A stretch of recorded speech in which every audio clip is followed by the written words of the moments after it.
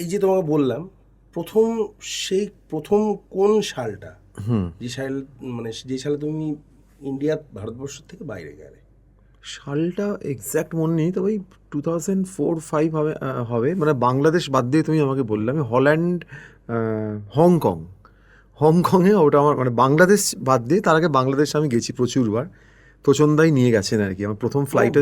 বাংলাদেশটা এটাই বলছি, হ্যাঁ, মানে যারা বিদেশ, হ্যাঁ, একদমই একদমই ঠিক। পডকাস্ট দেখছে, বাংলাদেশটা না আমার হ্যাঁ, কেন জানি মনে হয়, বলে কি বলে, এই ভুটান থেকে ঘুরে এলাম আর কি, বুঝলে একদম তো? একদম একদমই তাই। বাংলাদেশটাকে না বিদেশ বিদেশ মনে বিদেশ হয় না, মনে হয় না বুঝলে তো? একদম। তো সেই সেই অর্থে আবার সেই তোচনদার থ্রু দিয়ে হংকংয়ে আমার প্রথম বিদেশ যাত্রা, মানে প্রথম বিদেশের শো আর কি।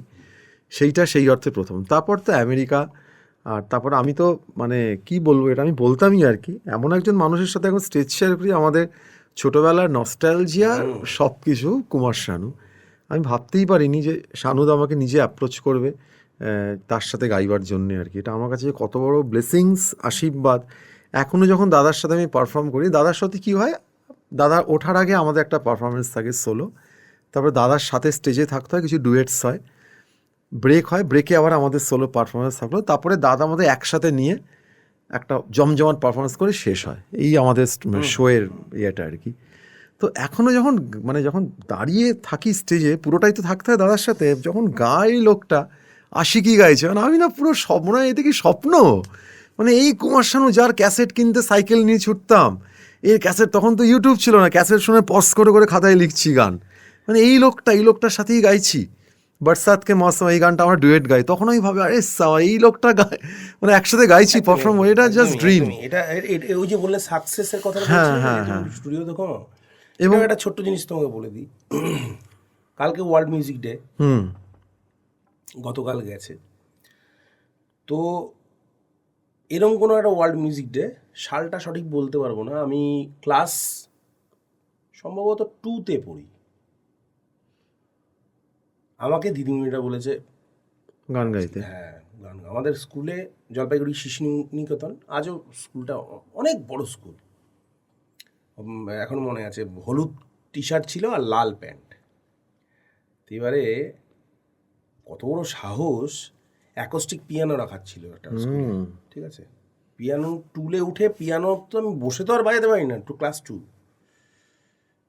পিয়ানো তো শিখিও নি তখন, হারমোনিয়াম ওই এক হাতে গানটা এখনো মনে পড়লে, তুমি সান্দ্রার কথা বললে, কত যে সাগর নদী, আরে রে রে রে রে রে, সুইট ম্যাডামরা হাততালি দিচ্ছেন তখন। Sweet sweet. মানে তুমি দেখো, এটাই তো জীবনের পাওয়া, এটাই তো পাওয়া, ঠিক ঠিক যার ঠিক। ক্যাসেট আনতে দৌড়চ্ছ, তার সাথে অনুষ্ঠান করছো, আর কি চাই? আর কি চাই?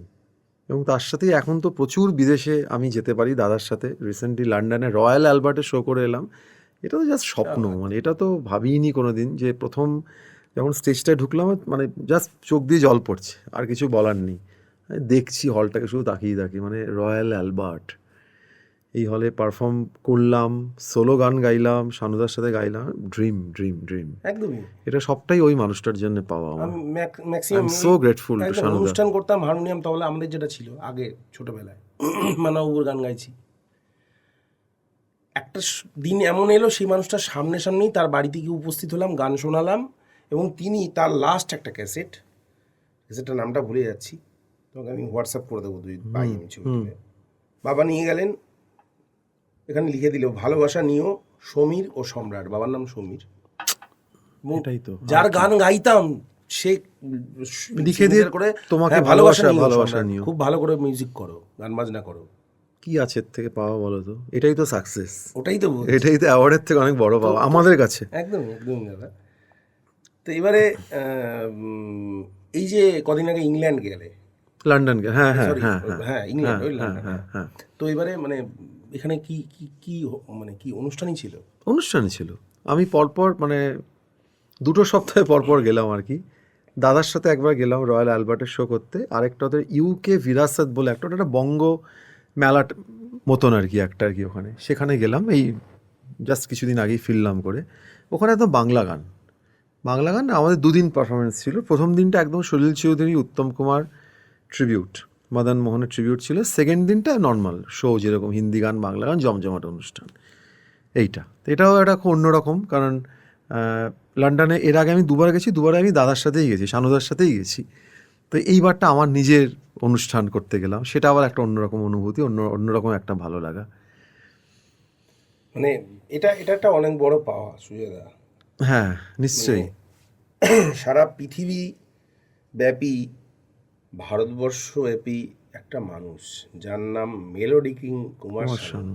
তার সাথে সঙ্গ পাওয়াটা সত্যি এটা মানে হ্যাঁ, আমি খুব ব্লেসড। এটা এটা এটা আমার গুরু একটা কথা বলতেন, যদি মা সরস্বতী আর মা লক্ষ্মী দুই বোন, মা সরস্বতীর সাধনা যে করেন, লক্ষ্মী মানে নাকি দরজা ভেঙে নাকি রুটি ঢুকবে, বলছে তো আটকে রাখলে দরজা ভেঙে ঢুকে পড়বে। দারুণ আর কথা। আরেকটা জিনিস যেটা, এটাই দাদা অ্যাচিভমেন্ট, ওই যে বারবার করে অ্যাচিভমেন্ট, আমরা কিছু, কিন্তু আমাদের কিন্তু শিল্পীদের বিরাট কিছু চাহিদা নেই। হ্যাঁ, মানে হয়ে যায় সবটা, মানে এই হয়ে যায়, এই কথাটাই আমি আসতাম একটু পরে। হয়ে যায় যে মানে যদি ঠিকঠাক ওয়েটা থাকে, সিস্টেমটা ঠিকঠাক থাকে, হয়ে যায়। হ্যাঁ আমি মনে করি এটাই যে ওই তোমার মতন আর কি, যে মানুষটার জন্য একটা সময় মরতাম, পাগল।